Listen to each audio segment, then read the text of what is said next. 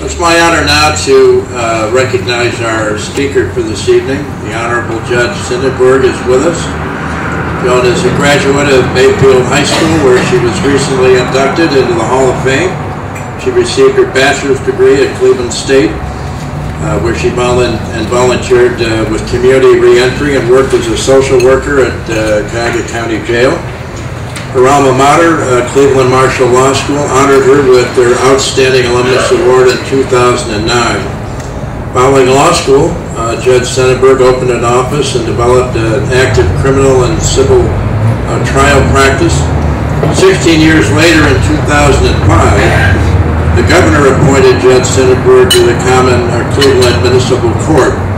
She was elected to the seat in November 2005, and then in November 2006, she was elected to the Court of Common Pleas. In January, Judge Synenberg was appointed to serve on the Common Pleas Court's specialized mental health docket. Judge Synenberg is an alumnus of Cleveland, or Leadership Cleveland, and serves on the boards of the AIDS Task Force of Greater Cleveland and the Society for the Prevention of Cruelty to Animals. She's here with her husband Roger tonight, who's a defense attorney here in town. Please give a nice warm cat's welcome to the Honorable Judge.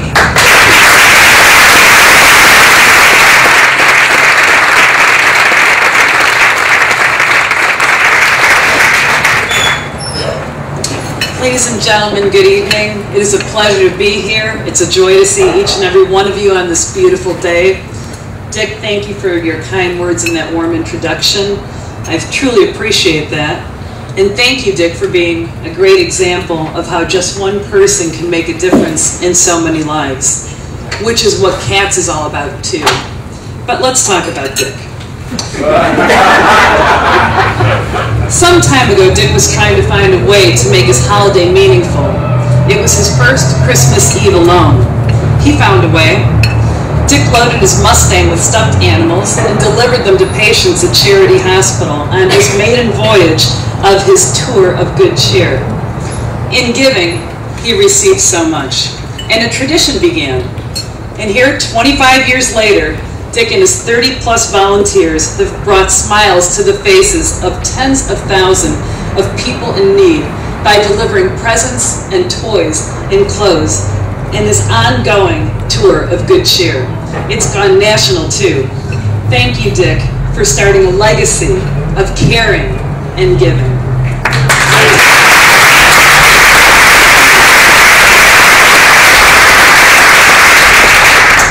Another legacy of giving and caring started around that time, too.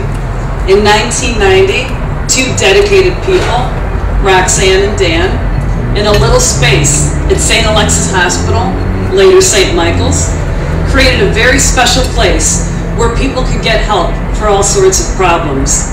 Community Assessment Treatment Services, CATS. And here we are in 2011. Thankfully, some things never change. Roxanne is the executive director, and apparently Dan is too, of this nationally renowned human services organization, a place of people helping people. Some things do change. CATS has grown and prospered and continues to help men and women and their families in profound ways. CATS has established a rich history of adapting their programming to the most difficult population. CATS empowers thousands of people with combined chemical dependency and mental health services, counseling and therapy, all at one center. A couple of weeks ago, all of the Common Pleas mental health court judges attended a seminar at the National Judicial College on co-occurring disorders. Comprehensive treatment, we learned, as CATS offers, is the way to go with dual diagnosis clients. Thank you, CATS, for being there for people in need, people in trouble, the addicted, the mentally ill, people lost and lonely, broken and broke, the homeless, the vulnerable, people exposed to violence and victimization. CATS is a place of healing, a place of rehabilitation, restoration, and redemption.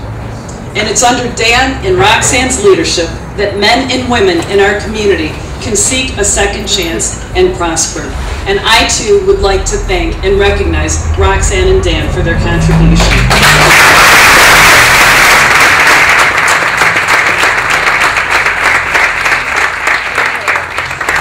And as well, I would like to recognize Board President Amos Massawa and the Board of Directors. Thank you for your service. Thank you to the management staff for all that you do for so many. And to my friends Lisa Cassini, John Stalish, and also Sharon, thank you so much for your kind assistance and professionalism. It's much appreciated. All of us have seen that when people do bad things, it's inviting to respond with punitive measures first. The idea of second chances or a break seems soft to so many people. Often, there's a push from the public for harsh penalties. A tough judge is considered to be a good judge. But when we think about why people, often good people, do bad things, we know we must dig deeper. Is there a reason? Is there a root cause? And if we address that root cause, whether it's addiction, mental illness, or both, as well as respond to the criminal conduct, can we stop that criminal conduct from happening again? Isn't that our ultimate goal? Whether you're a judge, a prosecutor, or a defense lawyer, the answer is yes. Laws are firm and, of course, must be upheld. But the idea of locking people up and throwing away the key is not always the right response. Therapeutic restorative justice works, and CATS is proof. They assess, they treat, they counsel, they train, they care, and they reduce recidivism. They do this with their specialized programs and services, including men's and women's residential programs, outpatient programs, trauma reduction, gang identification and response, and reentry. Of course, this not only restores lives and families, but renders our community a safer place to live. And of course, it's a money saver to get people back to living a law-abiding, productive life. It makes sense. Tonight's theme is coming together in hope and recovery. And I love that optimism. We need to keep that alive. Sometimes we see that repeat offender and we wonder if our hope is misguided. Maybe they will never stop their involvement with the criminal justice system. But if we listen, we know that even those with that mile-long record may inspire some hope. Recently, I was about to sentence a gentleman with an extensive criminal record. And I will say this, I have noticed something about people with really long criminal records. And with all due respect to them, they don't seem to be the best at math. This gentleman asked me for a second chance. After listening to him, I thought it should have been a 30-second chance that he asked me for. I asked him why he deserved that second chance, and he replied, because I'm really sorry, and I turned myself in. I was stumped. I thought that this gentleman had been arrested on a warrant for a drug case. So I asked him, where did you turn yourself in? He said, to the police. I said, where? He said, at the police station. I said, which one? He said, the one at the Holiday Inn. He saw the confusion on my face, and he continued. He said, well, Judge, I was partying at the Holiday Inn, and the police got called saying that I was causing a disturbance. They arrested me, and when they asked me my name, they said, you have an outstanding warrant on a drug case. So I turned myself in on the outstanding warrants. I like the positive spin. He found a reason for hope. Can I share one more example?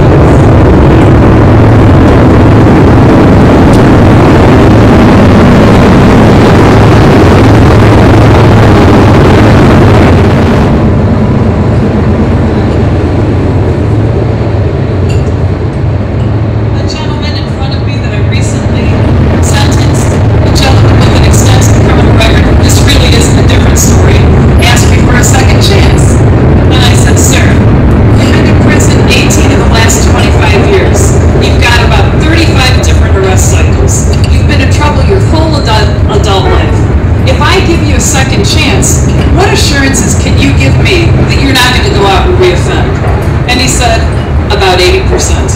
I certainly found his candor to be refreshing, and that gave me hope, about 20%. Sometimes it's very hard for us to feel hopeful. We feel the pain of others. We feel their burdens and their challenges. And some of the stories that we hear, the life stories that we hear, break our hearts and reduce us to tears. And then we think, but for the grace of God, go any one of us. And we feel gratitude. Gratitude to be in a position to give rather than to ask for help. And we know that he ain't heavy. He's our brother or our sister. And like the song goes, their welfare is our concern. So on we go. And that's where the front line comes in. The ladies and gentlemen work every day putting our greatest hopes into play. The caseworkers, and I do feel a kinship with you as a former social worker.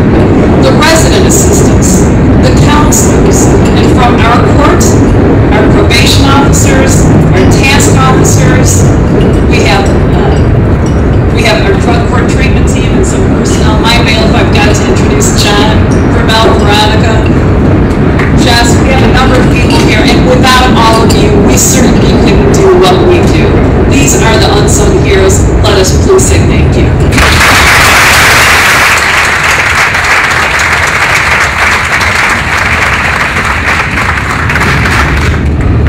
You inspire us, and there's really nothing that feels quite like like-minded people coming together to try to do good. It really does feel good to do that.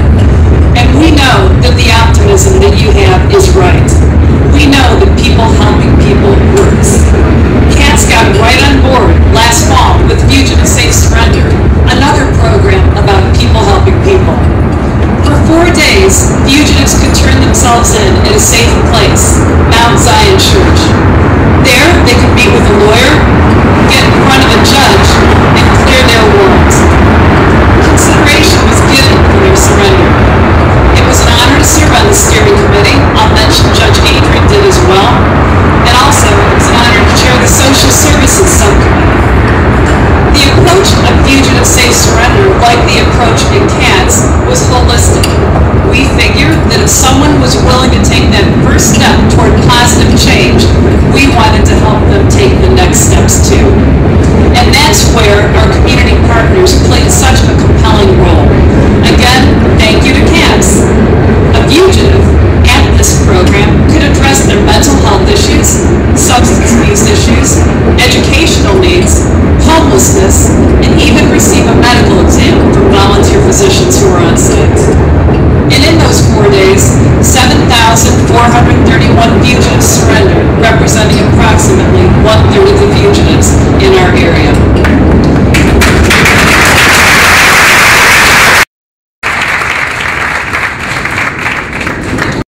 Moving to hear story after story of men and women who were tired of looking over their shoulders and wanted to make a profound change in their lives. They were really committed to a brighter future. CATS was a key partner. We thank you for that support. In turn, CATS receives great community support as well. And to the companies and individuals who have offered support to this agency, thank you. And we must all remember that individual support matters. What we do or what we say matters. Recently, I had the pleasure of joining Bill Dunahan and he had his board at an event for Seasons of Hope, a haven of refuge, a home that is open for women who are preyed upon on our streets. The keynote speaker was Tanya Kane. If you haven't ever heard of her, I urge you strongly to try to watch her TV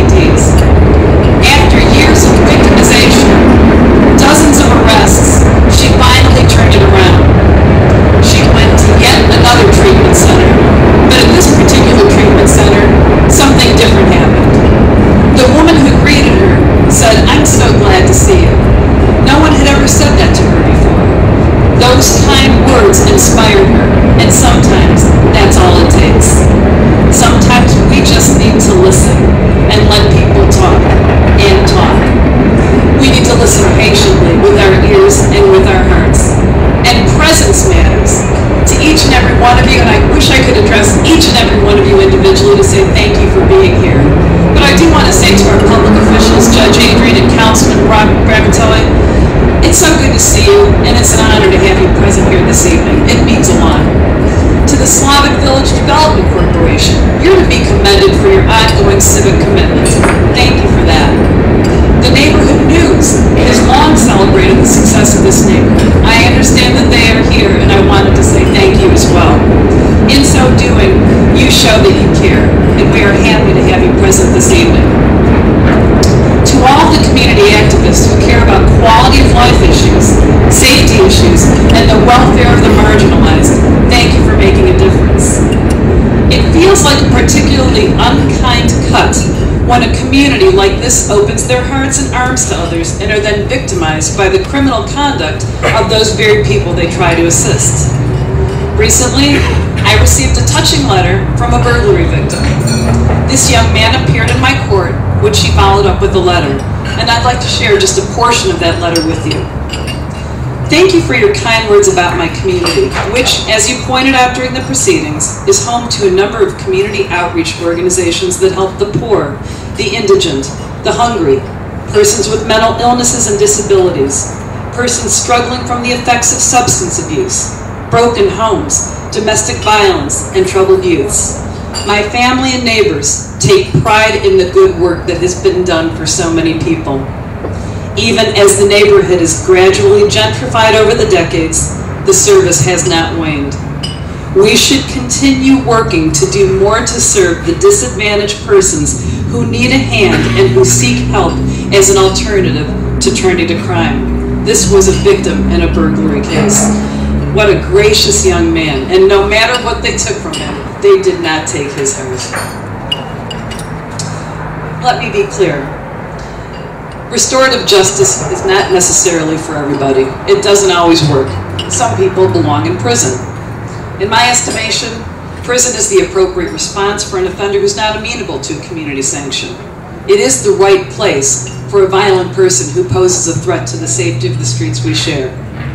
Sometimes you can predict that therapeutic justice just won't work. I think back to my early days as a lawyer representing the criminally accused. My client was the founding member of a gang, the Survivors. Jess Wilson was the prosecutor, and yes, Jess Wilson used to prosecute people. My client and his gang were charged in a series of robberies of jewelry stores, and the case didn't look so good.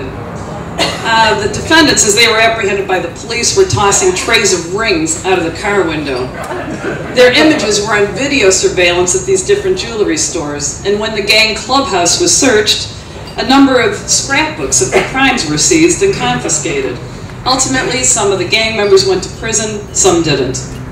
My client would visit his probation officer, then stop and visit the detective who had repeatedly arrested him just to get under his skin, and then he would visit me.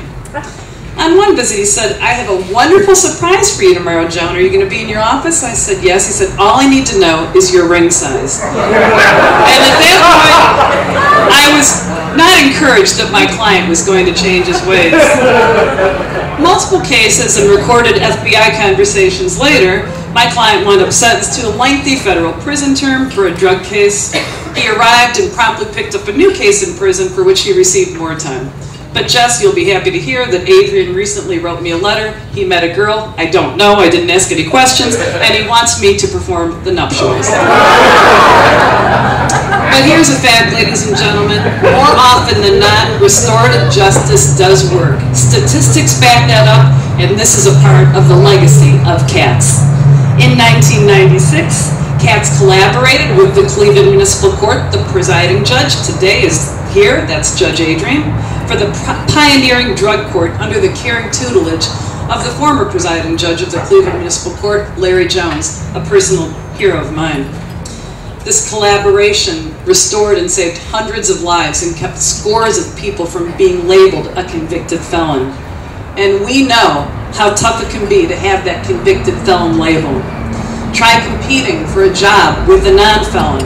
Of course, the job will go to the non-felon every time. It's tough to obtain loans, trade licenses, and even housing with a felony conviction. Getting a conviction sealed in Ohio is tough, and eligibility is not simple. Thousands of people attended the expungement education forums that we conducted with the support of the Cleveland Municipal Court.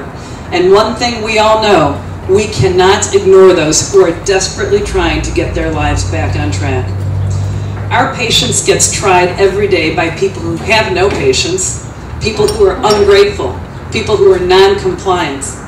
My mom, my late mom, may she rest in peace, always reminded me, remember, Joni, the most unlovable are the ones who need our love the most.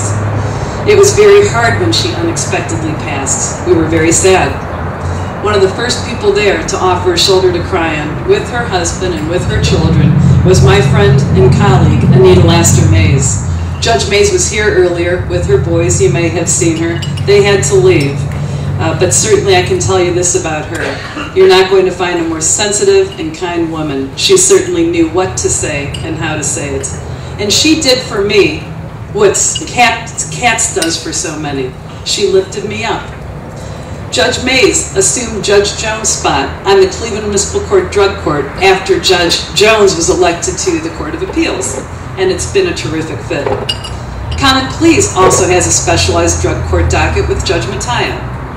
Cats plays an invaluable role in restoring lives in the Common Pleas drug court as well, and thank you. Thank you, ladies and gentlemen, if I may say, for a beautiful event this evening. The food was absolutely delicious, as was the entertainment, completely delightful. I'd like to thank you as well for the success stories that we see every day. Thank you for reaching out to the least of us, for offering a haven of hope and healing, for empowering people and helping them regain their health, their self-respect, their sobriety, and their pride. Your work is meaningful and important, and it is an honor to be with you this evening. Our community is safer because of you. Thank you for inspiring us to see the glass half full, the silver lining in the cloud, and that ray of hope. I appreciate being here. God bless you, and have a great evening.